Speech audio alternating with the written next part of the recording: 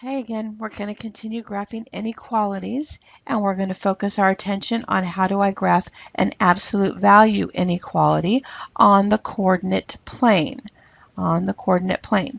All right, so we've done it on a number line and we had intervals, right? So now we're going to have regions on the coordinate plane. A lot of the same information that we did when we graphed an absolute value equality. You're going to find plot the boundary line. You're going to find the vertex. You're going to make a table of values, and you're going to decide whether you're going to use a dashed line or a solid line. Same criteria. Dashed line is an exclusive inequality symbol. Solid line is inclusive inequality symbol. Then you're going to shade. You're going to test any easy point on the coordinate plane. You just want to make sure that you're not testing a point on the boundary line because that will not give you any information. I suggest, if possible, if 0, 0 is not on the boundary line, test that. If it makes the inequality true, you're going to shade towards that point or on the same side as that point. If it makes the inequality false, you're going to shade away from that point, or you're going to shade on the opposite side of the boundary line from that point.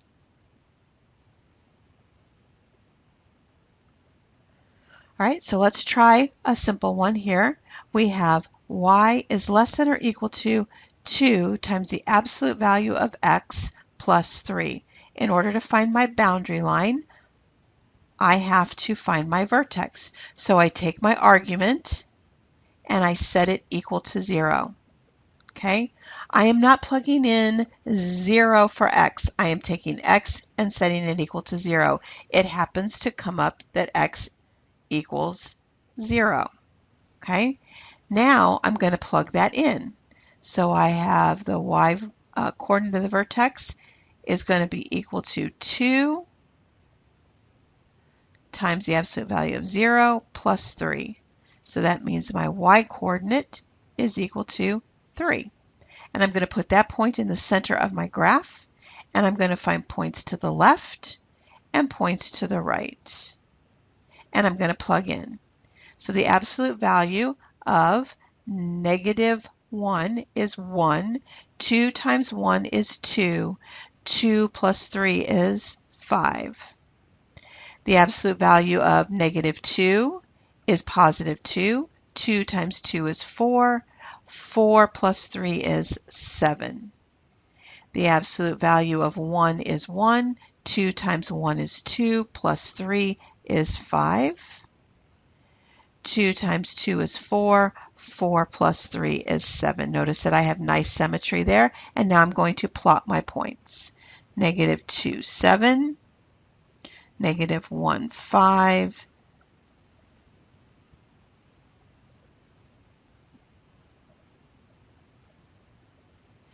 0, 3. 1, +5, 2, +7, and I look at my inequality symbol. It's inclusive, so I'm going to use a solid line. And now I have to test a point.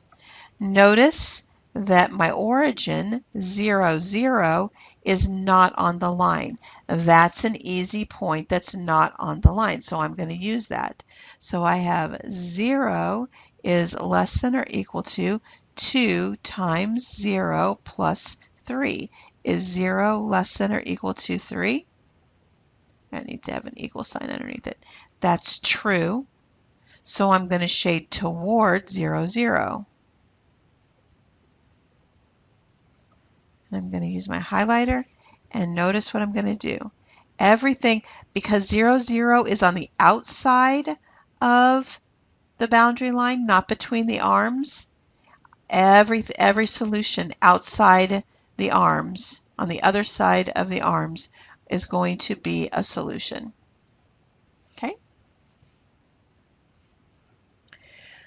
Hint, always make sure you get y by itself before you try to graph, okay? So let's practice doing that. I have y plus 4 is less than or equal to the absolute value of 2x minus 7. I have to get this 4 plus 4 and move it over here. I can't subtract it from within the bars. I have to subtract it on the other side of the bars. So I get y. I'm going to subtract 4 here and 4 here. So y is less than or equal to absolute value 2x minus 7 and then minus 4. This is what we would graph. On example number 2, we have more than one step to do. The first thing I have to do is get this plus 2, or get this minus 2 over to the other side. So now I have 2y is greater than 4 times x plus 2, and then outside the parenthesis, the absolute value, I have plus 2. Notice that I do not add it inside the absolute value bars. That's a common mistake. And I'm not quite done isolating. I have to divide every term, everything, by 2. Notice that this 4 is being multiplied, so I don't put it under that x plus 2 absolute value. I just put it underneath that 4, okay? Get that 2 a little bit better for you. And then I have y is greater than 2, absolute value, x plus 2, and then plus 1. This is what we would graph. Okay? So let's do one where we have to do a little moving first. Notice that I have a plus 2 over here. I'm going to subtract it from both sides. Notice that I do it after the absolute value. I actually place it after the absolute value. So I get y is less than or equal to 3, absolute value x plus 1,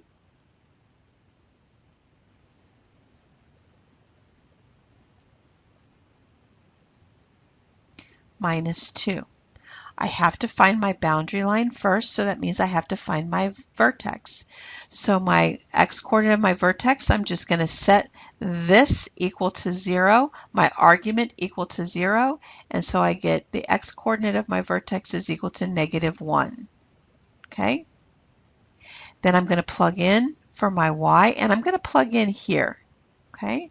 So that's going to give me 3 times -1 plus 1 minus 2, and that's going to give me my y vertex, y coordinate is going to be -2. Okay? Okay, so now I'm going to find -2, -3, and then 0 and 1. Okay? So I'm going to plug in a -2. Here I am with -2. I'm going to go up here and plug in here. So I have -2 plus 1. That's -1. Absolute value.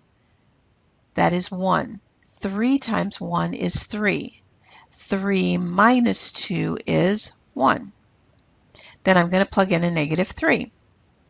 -3 plus 1 is -2. The absolute value of -2 is 2. 3 times 2 is 6. 6 minus 2 is 4. Now I'm going to plug in a 0. 0 plus 1 is 1. The absolute value of 1 is 1. 3 times 1 is 3. 3 minus 2 is 1. Now I'm going to plug in a 1. 1 plus 1 is 2. The absolute value of 2 is 2. 3 times 2 is 6. 6 minus 4, 2 is 4. And I'm going to plot those points. So I have -3, +4, -2, +1, -1, -2. Oops, that's down here. So we got to be careful when we pick our point. 0, 1, and 1, 4. Okay? And so this is inclusive. So this is going to be solid.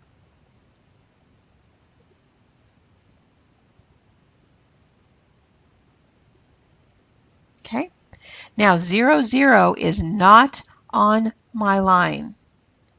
So I'm going to check 0, 0, okay? Because it's not on my line. So I have 0 is less than or equal to, oh, this is wrong. So sorry.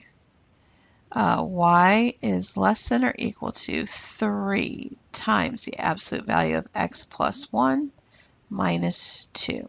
So I have 0 is less than or equal to 3 times the absolute value of 1 minus 2. And if I plug in a 0, I'm going to get 1. Is that true? So I'm going to shade on the same side as 0, 0, which is on the outside. So it's toward 0, 0, or on the same side. Same side. So here we go. And I'm on the outside here. And notice, just because my graph ends doesn't mean that my coordinate plane ends. It still extends below that and on the outside over here. It's everything on the same side as 0, 0. 0, 0 is on the outside, so all the points on the outside are also solutions.